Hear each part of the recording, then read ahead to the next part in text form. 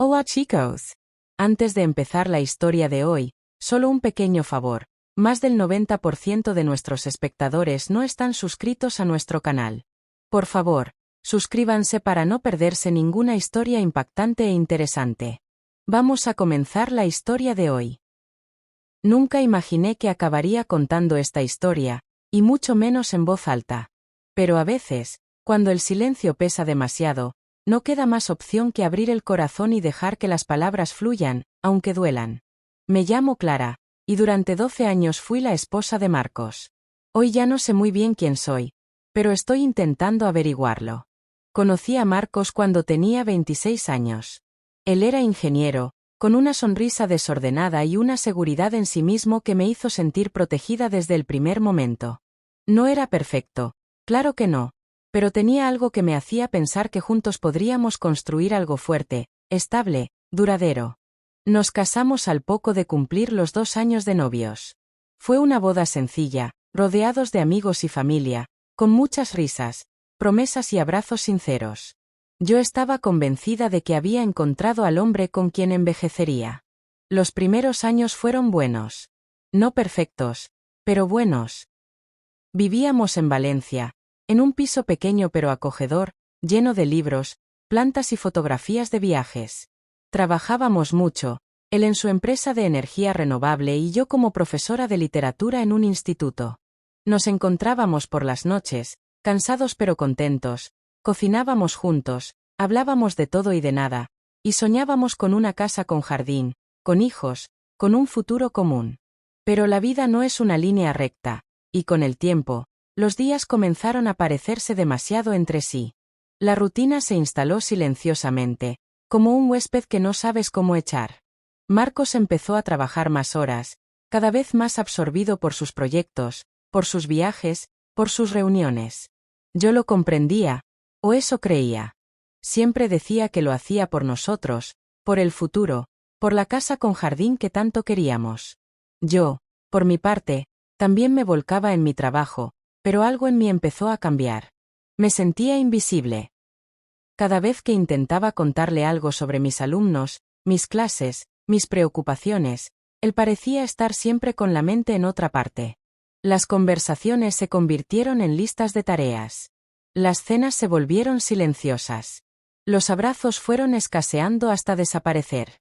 Y yo, que siempre había sido fuerte, me empecé a quebrar por dentro sin que nadie lo notara. Entonces conocí a Leo.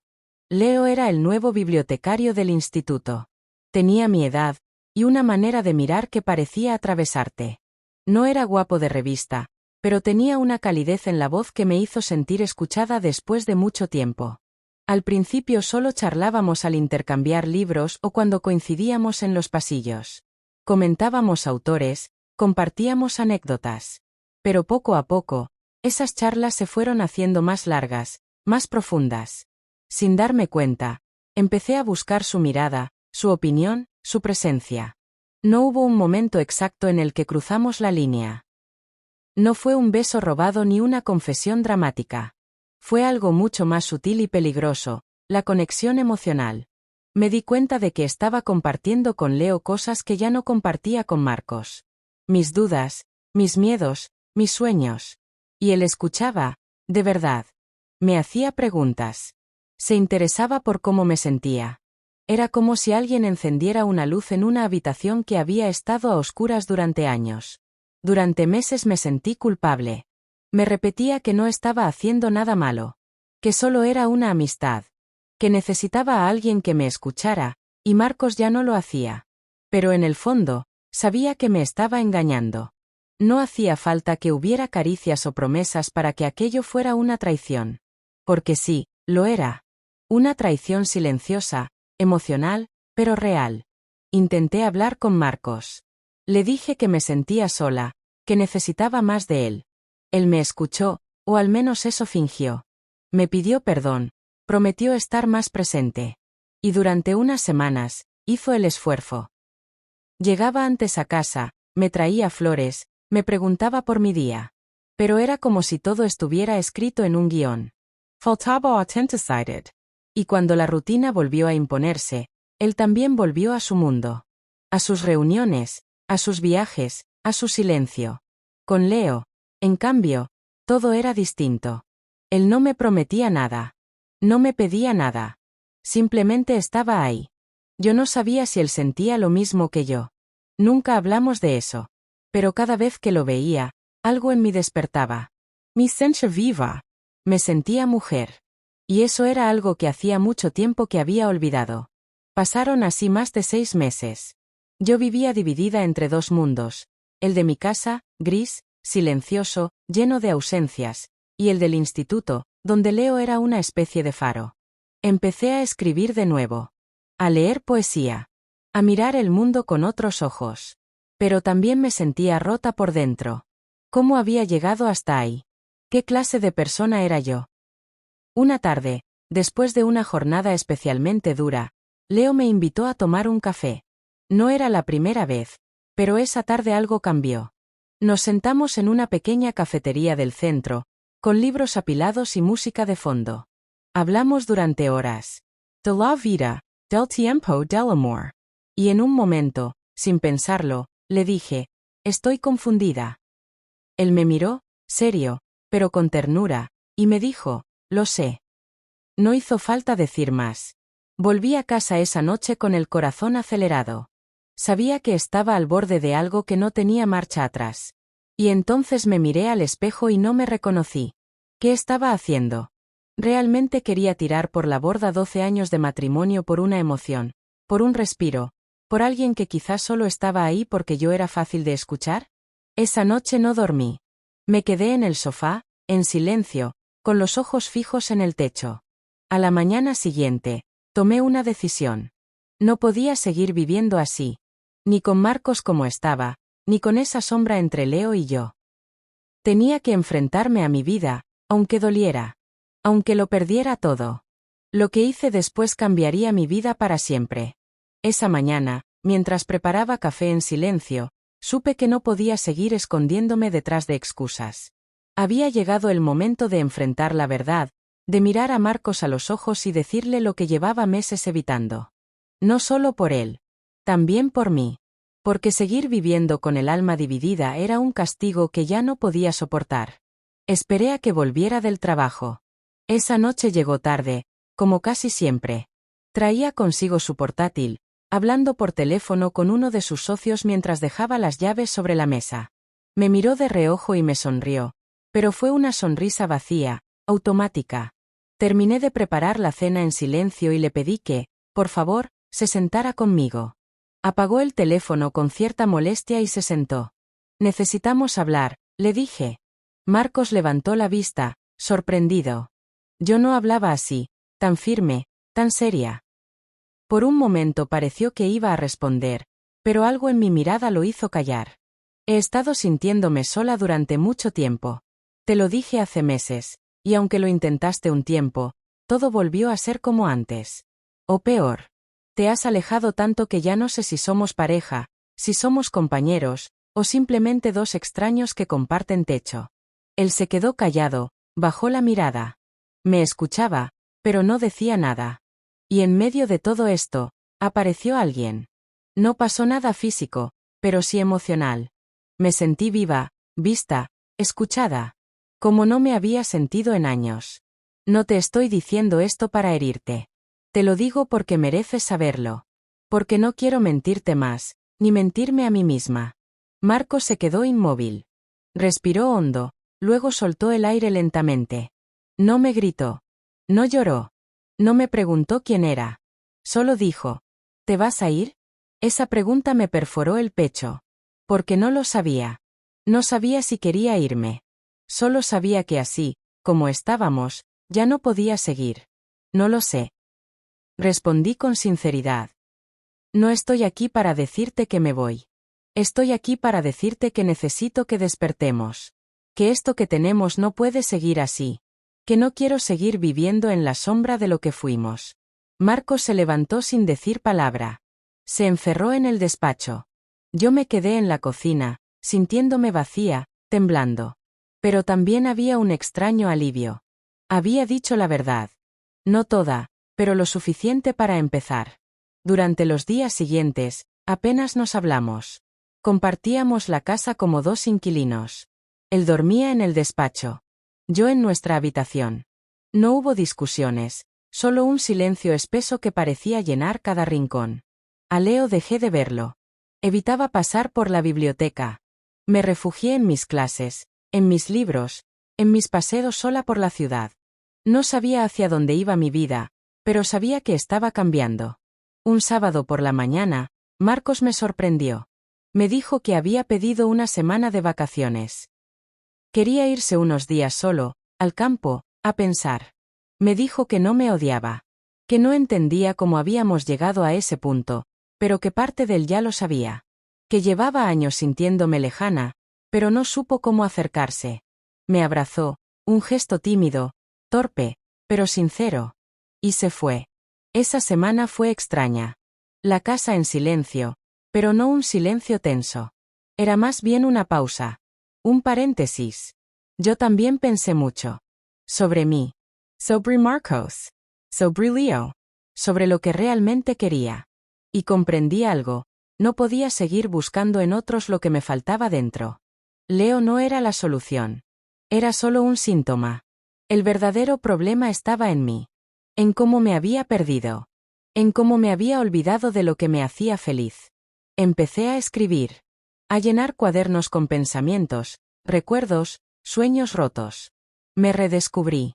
Recordé quién era antes de ser esposa, antes de ser profesora. Empecé a salir sola, a visitar exposiciones, a reencontrarme con amigas que había dejado de ver. Poco a poco, algo dentro de mí se encendía de nuevo.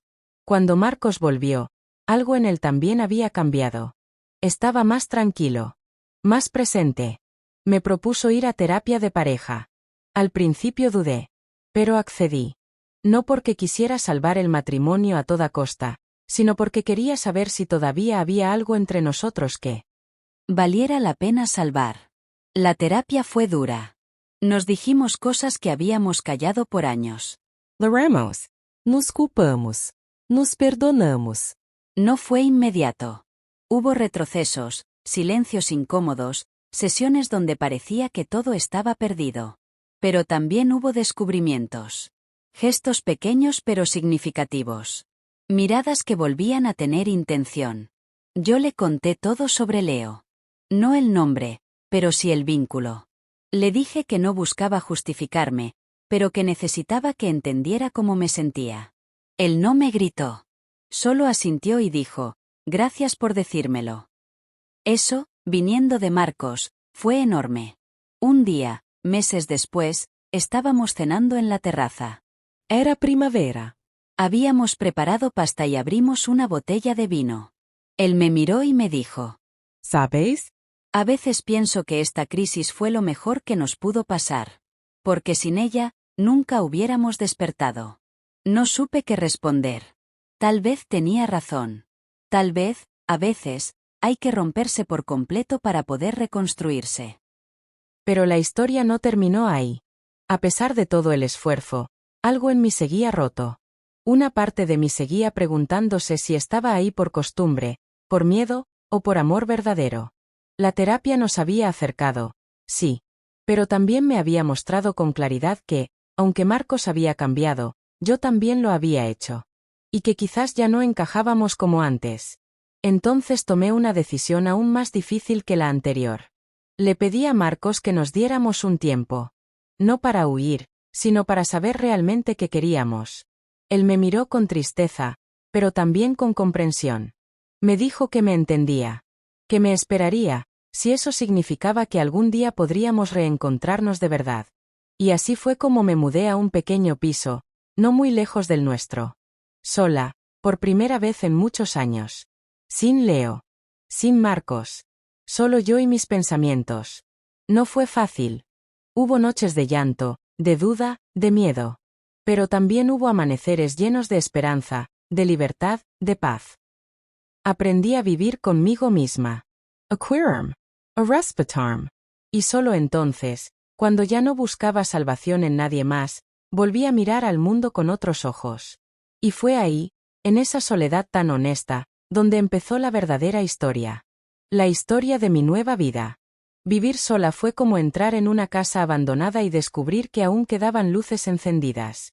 Había rincones oscuros, sí, pero también ventanas abiertas por donde entraba una brisa nueva. Por primera vez en muchos años, no tenía que cuidar de nadie más que de mí. No tenía que justificar mis silencios ni pedir permiso para mis pensamientos. Y aunque al principio eso me asustó, pronto empecé a disfrutarlo. Descubrí que me gustaba desayunar sin prisa, leer en el sofá con los pies descalzos, salir a caminar por el parque sin destino. Me apunté a un taller de escritura creativa. Conocí a personas nuevas, todas con historias tan rotas y valientes como la mía. Compartíamos nuestros textos como quien ofrece su herida para que otros la comprendan, no para que la curen. Y eso me sanó más de lo que imaginaba. Durante esos meses, Marcos y yo apenas nos escribimos. Solo lo justo. Él respetó mi espacio, lo cual se lo agradecí en silencio. A veces lo imaginaba solo en nuestra antigua casa, preguntándose si volveríamos a ser los mismos. Y yo también me lo preguntaba. ¿Era posible volver a amar a alguien después de haberte ido? ¿Después de haberte reencontrado contigo misma? Una tarde recibí una carta suya. Escrita a mano. Decía que había entendido muchas cosas. Que se había dado cuenta de cuánto me había descuidado, de cuánto se había escondido en su trabajo para no mirar su propio vacío. Que no me culpaba. Que entendía mi decisión. Y que me amaba, pero esta vez sin exigencias. Que si alguna vez decidía volver, no sería a la vida que teníamos antes, sino a una nueva, construida desde la verdad. Laura Lurla. No porque quisiera volver, sino porque por fin sentí que había comprensión real. Que no había reproches, ni orgullo herido, solo amor maduro. El tipo de amor que no encadena, que no controla, que simplemente deja ser. Leo desapareció de mi vida sin dramatismo. Un día dejó de trabajar en el instituto. Me enteré por una compañera que se había trasladado a otra ciudad. Nunca me llamó. Nunca intentó buscarme. Y aunque eso podría haberme dolido, en realidad fue una forma silenciosa de cerrar un capítulo que nunca debió abrirse como lo hizo. Porque Leo no fue mi gran amor. Fue solo un espejo donde vi reflejada la ausencia de otro. Pasó casi un año desde que dejé a Marcos. Un año de reconstrucción, de silencios elegidos, de aprendizajes dolorosos. No me convertí en otra persona. Solo volví a mí. Y desde ese lugar más firme, más honesto, decidí escribirle de nuevo. No para decirle que volvía, sino para invitarlo a tomar un café. Nos vimos en una pequeña terraza, como dos viejos amigos que no saben muy bien cómo empezar. Al principio fue incómodo. Pero después, como quien vuelve a un idioma olvidado, empezamos a conversar.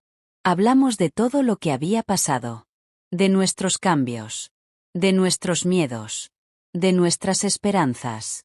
Y fue ahí, entre sorbos de café y miradas que ya no dolían, donde comprendí que sí, aún lo quería.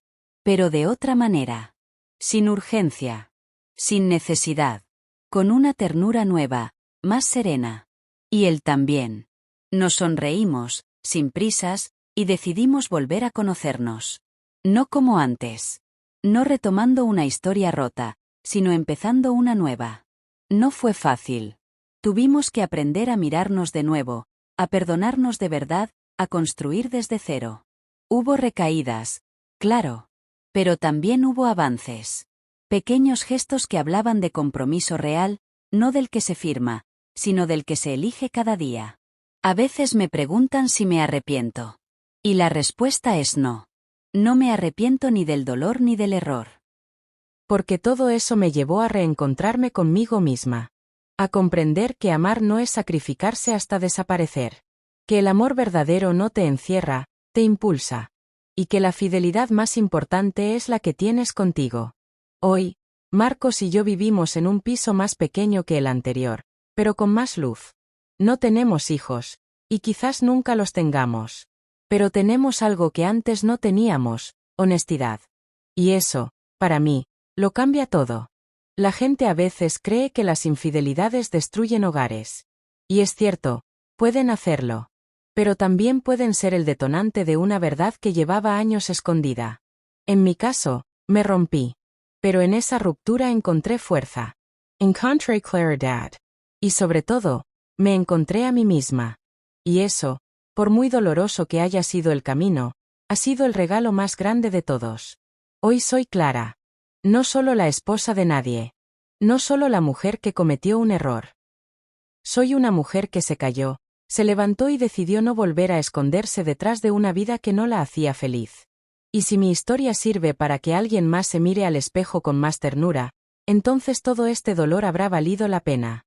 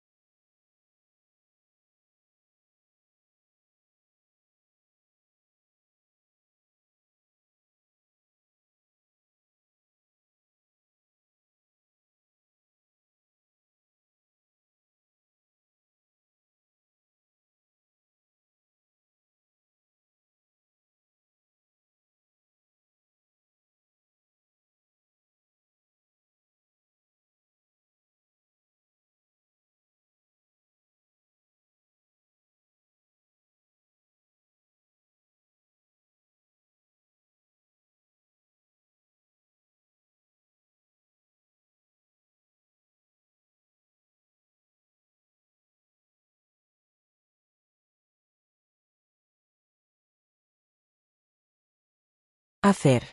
La conversación con Ricardo fue solo el principio. Los días y semanas siguientes fueron un torbellino de emociones. Intentamos ir a terapia de pareja, pero era como tratar de revivir una llama que ya no tenía combustible. Nos dimos cuenta de que estábamos en caminos diferentes, y que la desconexión era demasiado profunda para repararla.